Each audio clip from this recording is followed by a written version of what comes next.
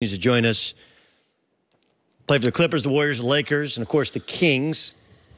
Does kind of feel like we know how this ends for the Kings, right?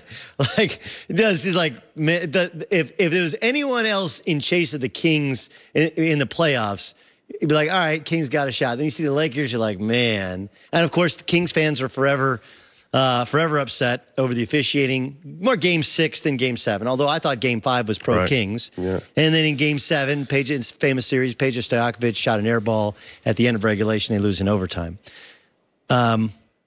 You know, it's like one of these, like, let me guess, James Bond is going to end up beating the bad guy and getting the girl. Like, I know how this movie ends. But Scott Foster was officiating that game last night. And after the game, James Harden laid into him a little bit. Chris Paul's like, hey, what do you want us to do? You played in the league. You were a guy that would get into it sometimes with officials, sometimes with other players. You could be an antagonizer. What's your opinion of Scott Foster? Terrible.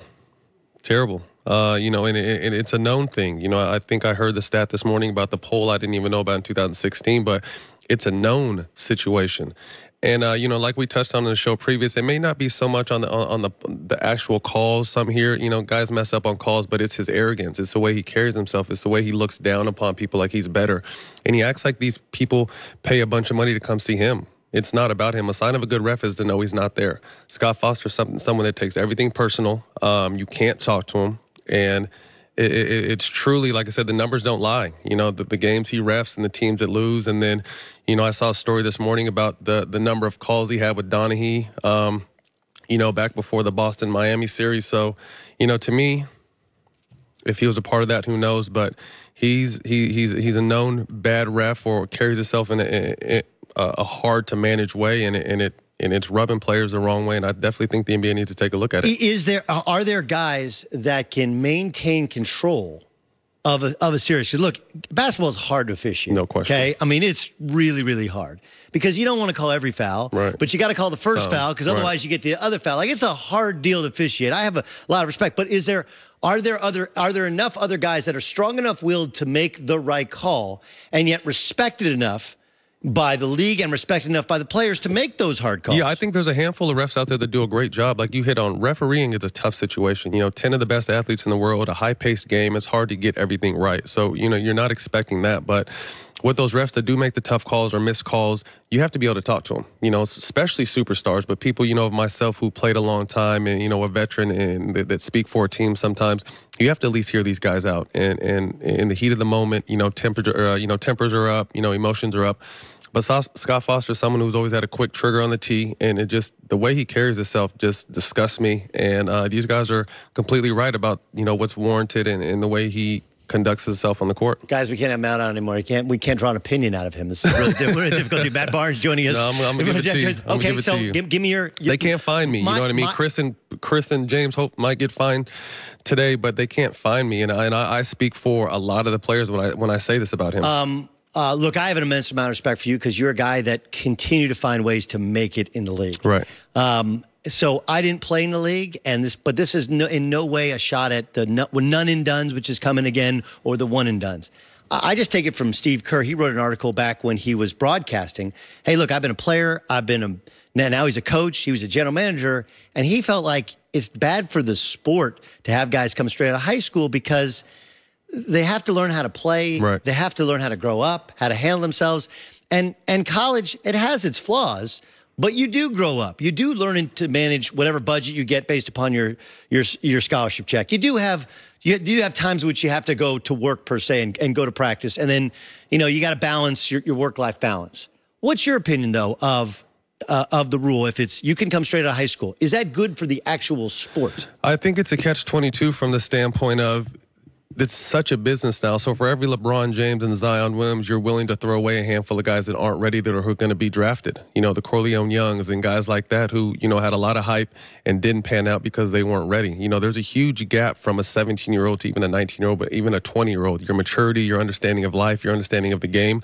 So I see where you can water down the game, and a lot of these guys get a lot of bad advice. You know, there's 250 kids in every draft and only 60 spots, and some kids are leaving situations and leaving school early, and so you get a lot of bad advice. But like I said, for someone like Zion Williams, it's no coincidence the day after he gets hurt that we're talking about should the age limit be lowered. But he's gotten better. Like, college has helped his game. There's no question. He's learned how to play hard. He's gotten himself in better shape. Right. He's playing with better players, in which the thing I like most about him is this is how he's going to have to play early on in the NBA, where small ball 5, starting power forward, but not a guy you go to every time down the court. I actually think this has really helped him. Every experience doesn't help everybody, but I think in Zion's case, could he have gone to the pros? Yeah, but he's improved his stock and improved his game. I completely agree. And I'm one who loves to see. I'm not even really watching college basketball as much, but when he plays, it's must-watch TV. Sure. So it's definitely helped him.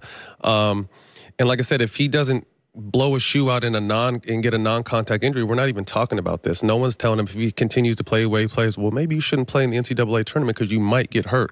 You know, the fact that he got hurt is the only reason why we're talking about this. But it's just a tough situation. You know, I heard what Chuck said last night on TNT about just going out there and playing. I completely agree with that, but it's such a business now. And the money that these kids are making are changing, you know, their lives, their families' lives, and their friends' lives. So you really have to approach it from a standpoint of what's my best business decision and what is best for me. I'm hoping if there's no structural damage and he gets an opinion not only from a Duke doctor but an outside doctor, if he feels like he can come back and play, come back and play. You know, you get college, 1 year of college, go out there and do what you do, and then you're risking a lot, but you're risking a lot when you work out. You're risking a lot when you play 5-on-5 and pickup. You're risking a lot when you walk out of your house every day. You know, you're risking a lot, but at the end of the day, you have this 1 year of college. If you're healthy enough to play, I'd like to see him play. I only got 30 seconds, so I'm sorry to shortchange you. Kyrie really didn't like the fact that a private conversation with him and KD in the hallway becomes public. Your private life has become public before. Right. Is it fair the way we're covering Kyrie and KD, considering they are free agents this upcoming offseason? It's not fair from a standpoint of everything you say or they're seeing you doing is going to get blown. You don't know what these guys are talking about. They could be talking about anything, but I think we live in a world where there's 24-hour news cycles now, so a story has to be made up. No one knows what they really said, but there's been 100 different allegations of what they said. So it's unfortunate, but it's the world we live in, and it's not going to change. So guys are just going to have to get used to it. Maybe start talking like baseball pitchers with your hand, but still they're going to make up LeBron thing, right? Right, they're going to make up what you say still. So you just have to understand. I gotta go, Matt. I gotta run. I do appreciate. It. Matt Barnes, who, by the way, his 10-under team is the #1 ranked team in the world. On the way. Down south, Atlanta Motor Speedway is where names are made, like Fireball or Austin.